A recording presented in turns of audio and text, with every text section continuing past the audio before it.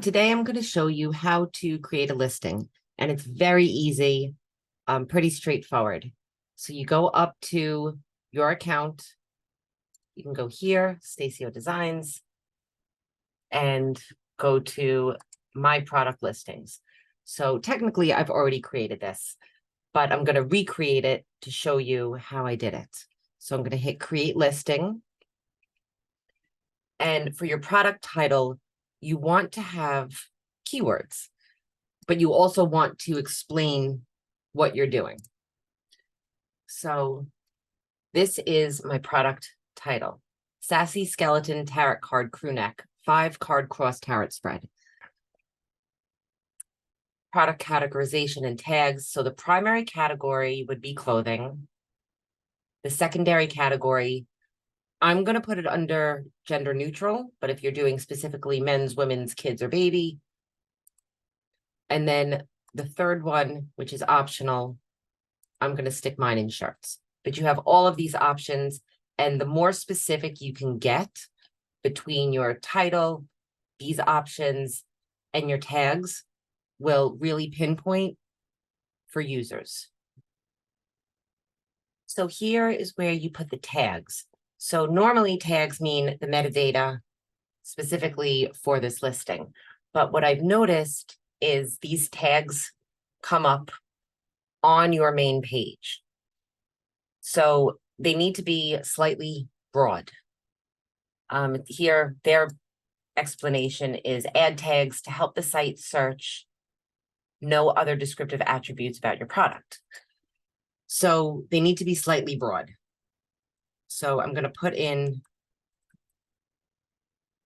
sweatshirt, crew neck, t-shirt, bunny, custom. Oh, let's spell them right. Bunny,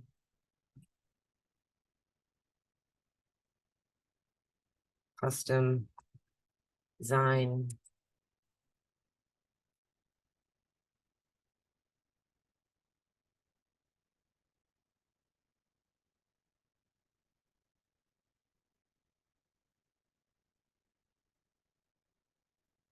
so I'm not actually loving how this functions because these show up on your, they show up on your page, like on your overall page that lists all of your listings.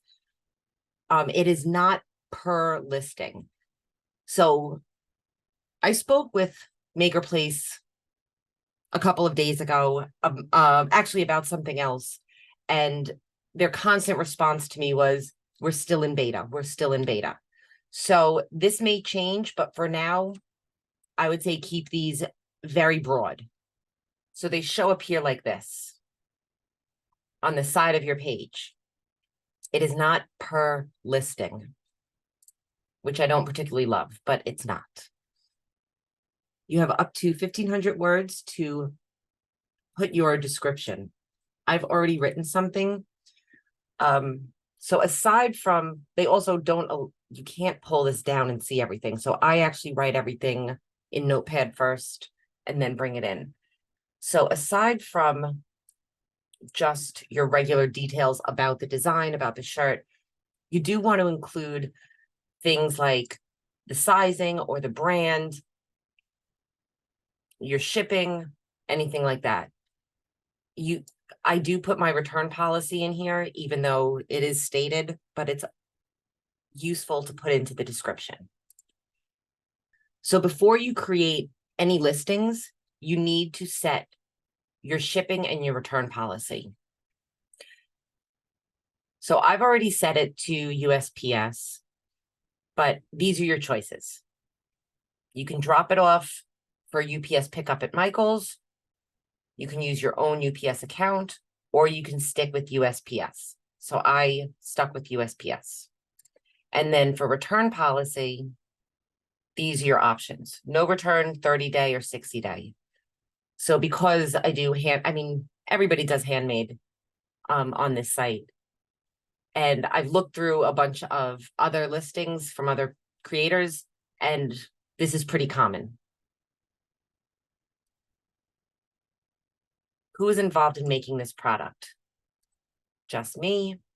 But if you are working in a team, if you're contracting it out, if you're part of a larger team, things like that, you can choose those. Describe your role in making this item. So I am a one-man show, so I'm going to click just by me, but you have all these other options and you put in what feels right for you. And then you can choose your lead time. If you already have things in stock, you can say 1 to 3 days, but I create my items as they're ordered.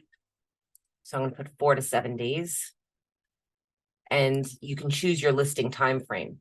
So if you have something that's exclusive, you can put a shorter time frame. If you want to just keep it up there all the time, 6 months. And then you'll have to renew that listing at the end of your time frame. And then click save and continue. And here is where you bring in all your photos. So the first photo that you drop in there will be your primary photo.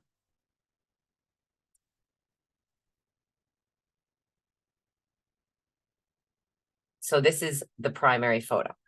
And then the rest of them I'm just going to drop in because I already have them in order, but you cannot change the order once you bring them in. So it's important if you have a certain order that you want them to upload them in that order.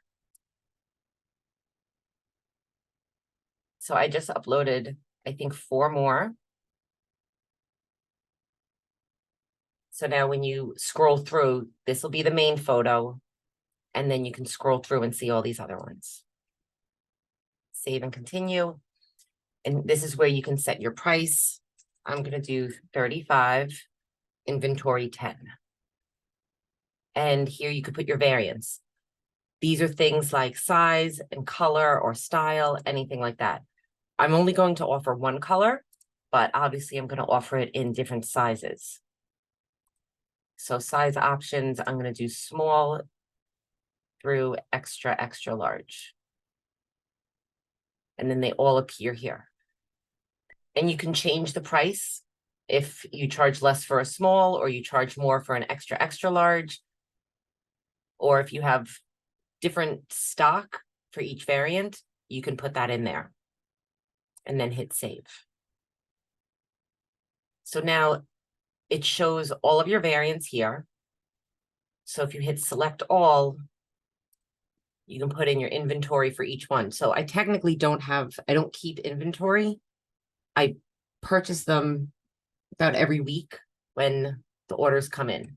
So I could say 10 and all of these will populate and then put in the price and all of these will populate. And I don't offer personalization on this one. I do have one posted that I do.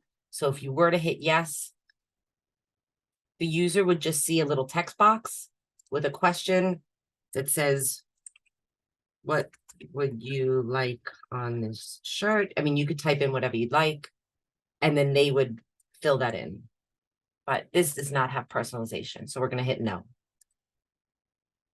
So here is the information about shipping. You have to put in the package weight and dimensions. So a sweatshirt is about 3 pounds, and my bags are 12 by 10 by 1.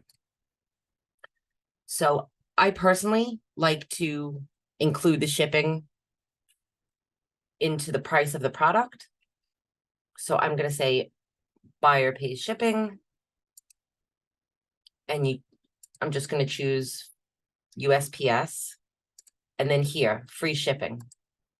If you want to do it the other way, where buyer pays shipping, choose your shipping option. And then you can do calculated shipping. So if you have your package dimensions, it will automatically calculate how much it will cost the buyer plus what you're asking for your listing. But I'm going to stick with this, free shipping. And this is my final listing. You can go through it and see all of the images. So now I'm going to hit submit. You have to scroll all the way to the bottom, submit to publish. And I'd like to view my listing. And there it is. So this is the active one. This one is inactive. I just created this before this video. This is the active one. It does not allow, oh, now it allows me to delete it. Okay, so I'll delete that one.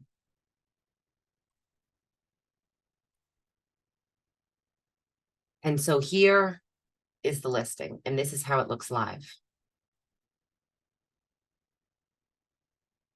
So here you see free shipping, shipped to me, and the product description, and it explains handmade by the seller, and then the return policy. This is all built in when you initially started the store from my last video. And you can click through and see all of the images. And that's it. Listings are pretty easy.